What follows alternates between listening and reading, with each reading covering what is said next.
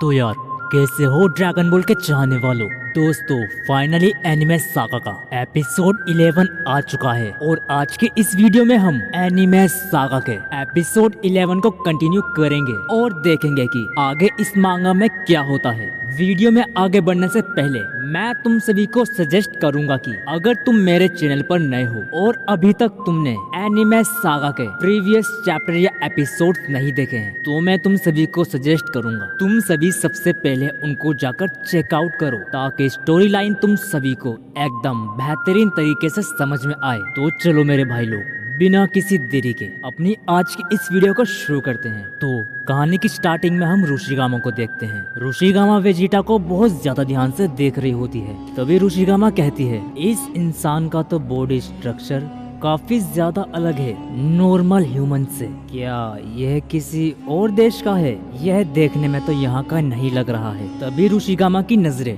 Vegeta के बालों पर जाती हैं। रुशिगामा वेजिटा के बालों को देखकर कहती है, इसके बाल कितने अजीब हैं। इसके बाल तो हिगुरामा से भी ज्यादा बेकार हैं। अब तुम लोग सोच रहे होगे कि ये हिगुरामा कौन है। तो मेरे भाई लोग, मैं तुम सभी को बता दूं कि हिगुरामा अपने रुशिगामा का भाई है। रुशिगामा के भाई हिगुरामा के भी बाल कुछ हद तक वेजिटा की तरह होंगे। तभी रुशिगामा ऐसा बोल रही है। तभी रुशिगामा वेजिटा को बोलती है, तुम जो भी हो, मुझे इंतजार रहेगा तुम्हारे उठने का। तुमसे जुड़े बहुत सारे सवाल हैं मेरे मन में जो इस टाइम चल रहे हैं। तभी रुशिगामा के घर का टेलीफोन बूथ बजने लगता है। रुशिगामा टेलीफोन बूथ की आवाज सुनकर उसके पास जाने लगती है। वह वहां जाकर उस कॉल को रिसीव करती है और हेलो बोलती है। तभी वहां से वो शख्स बोलता है जिसने रुशिगामा को कॉल करी होती है, रुशिगामा, मैं दाइजा बोल रहा हूँ। तभी रुशिगामा बोलती है, पापा, क्या यह आप हो? तभी दाइजा रुशिगामा के जवाब में बोलता है, हाँ, यह मैं हूँ रुशिगामा। तभी हम सभी को पता चलता है कि दाइचा और कोई नहीं बल्कि रुशिगामा का फादर है। तभी दाइचा घबराते हुए बोलता है, बेटा, तुम ठीक तो हो ना? इस टाइम तुम कहाँ पर हो और फादर कहाँ पर है? तुम दोनों साथ में तो हो ना? तभी रुशिगामा बोलती है, रिलैक्स पापा, रिलैक्स, मैं ठीक हूँ और मैं इस टाइम घर पर हूँ। तभी दाइचा बोलता है, और फादर वो कहाँ पर हैं? तभी दाइचा के जवाब में रुशिगामा बोलती है, डैड, ग्रैंडफादर भी ठीक है, मैं भी ठीक हूँ और यहाँ पर सब ठीक है। तभी रुशिगामा दोबारा बोलती है, डैड, आप इतने परेशान क्यों लग रहे हो? आखिर हुआ क्या है? तभी दाइचा रुशिगामा के जवाब में बोलता है, क्या तुमको सच में नहीं पता कि इस टाइम क्या चल रहा है? तभी रुशिगामा बोलती है, नहीं, मुझे नहीं पता डैड, क्या चल रहा है इस टाइम? क्या कुछ हुआ है क्या? तभी दाइचा बोलता है, रुशिगामा, तुम कौन सी दुनिया में खोई रहती हो जो तुमको इस दुनिया का बिल्कुल भी ध्यान नहीं है? तभी रुशिगामा बोलती है, ऐसा नहीं है डैड, बस मैं। तभी अचानक से दाइचा बोलता है, ठीक है, अब जल्दी से जाकर टीवी चालू करो और न्यूज देखो। अपने फादर की यह बात सुनने के बाद रुशिगामा जल्दी से जाकर टीवी चालू कर देती है और वह न्यूज वाला चैनल लगा देती है। जैसा ही रुशिगामा ऐसा करती है, एकदम से रुशिगामा का फेस के एक्सप्रेशन चेंज हो जाते हैं। रुशिगामा न्यूज में तबाही ही तबाही देख रही होती है। तभी रुशिगामा के फादर दाइचा बताते हैं कि पूरा का पूरा शिबुया बर्बाद हो चुका है। शिबुया में हर जगह तबाही ही तबाही है।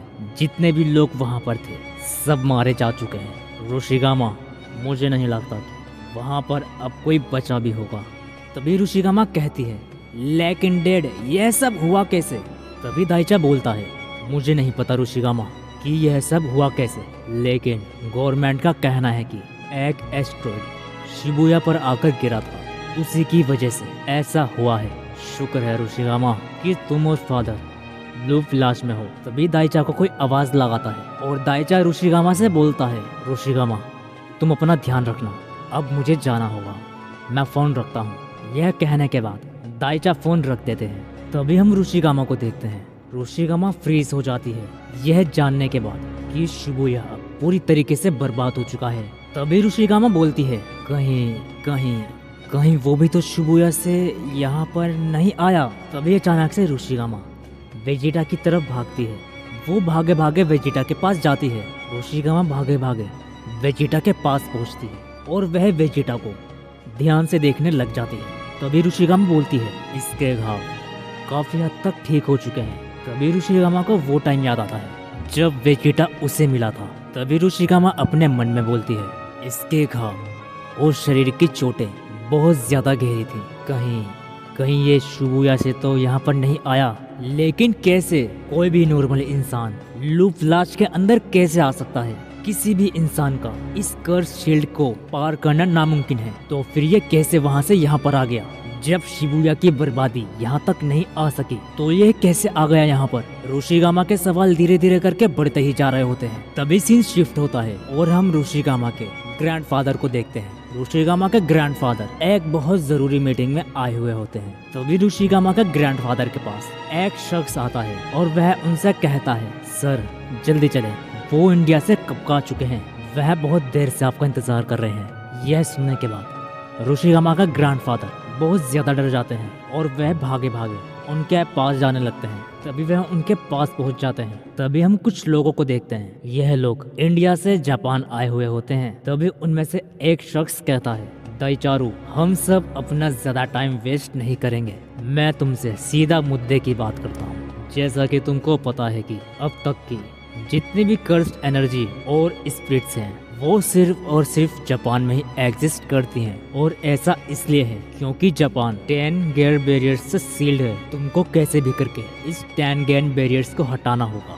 तुमको तुम्हारी मुंह मांगी रकम मिलेगी, जितना तुम चाहते हो हम तुमको उसका 50 गुना देंगे, लेकिन तुमको कैसे भी करके 10 गेयर बैरियर्स को हटाना होगा। तभी रोशिगामा के ग्रैंडफादर दाइचुरु बोलते हैं, जितना आसान तुम समझ रहे हो उतना आसान नहीं है ये 10 गेयर बैरियर्स, कोई मजाक नहीं है। तभी वे शख्स कहता है, तुमको जिस भी चीज की जरूरत है हम तुमको देंगे, लेकिन यह काम तुमको ही करना होगा। तभी दाइचारू बोलता है, तो ठीक है मैं करूंगा, लेकिन इसके लिए मुझे उसकी मदद चाहिए। तभी वो शख्स बोलता है, किसकी मदद? तुमको जिसकी भी मदद चाहिए हमें बताओ, हम पूरी कर। तभी दाइचारू बोलता है, सुकुना की। और मेरे भाइयों, इसी के साथ आज का चैप्टर का यहीं पर एंड होता है। मेरे भाइयों, तुम सभी मुझको बताओ कि मेरी एक्सप्लेनेशन तुम सभी को समझ में आती है भी या नहीं, या अगर मेरी कोई मिस्टेक है तो तुम उसको मुझे बताओ ताकि मैं उसको करेक्ट कर सकूं। और तुम सभी ये मुझे कमेंट में ज़रूर से बता के जाना, जो मैं स्टोरी कंटिन्यू कर रहा हूँ वो तुमको प्रॉपरली समझ में आ भी रही है या नहीं, या तुमको उसमें मज़ा आ भी रहा है या नहीं। अब तुम सभी का एक ही क्वेश्चन रहता है कि भाई तुम डेली वीडियोस क्यों नहीं डालते? तो यार उसके भी कुछ रीजंस हैं मेरे। हो सका तो मैं अपनी आने वाली वीडियोस में तुम सभी को बता दूंगा। यार मैं तुमसे अपनी हर दिल की बात शेयर करूंगा, क्योंकि यार तुम मेरे भाई लोग हो, ठीक है ना। और जाने से पहले एक बात हो, कल को चैनल पर सुपर सैयन 8 गोकू की वीडियो आने वाली है। अगर तुम थोड़ा भी इंटरेस्ट रखते हो सुपर सैयन 8 में या इसकी स्टोरी लाइन में, तो तुम वीडियो चेक कर सकते हो, जो कि कल को अपलोड हो जाएगी। मेरे भाइयों, कमेंट में अपने हालचाल जरूर से लिख कर जाना। और इसका एपिसोड 12 अगले मंडे को आएगा। तो तब तक के लिए मिलते हैं मेरे भाई, तब तक के लिए सायुनारा।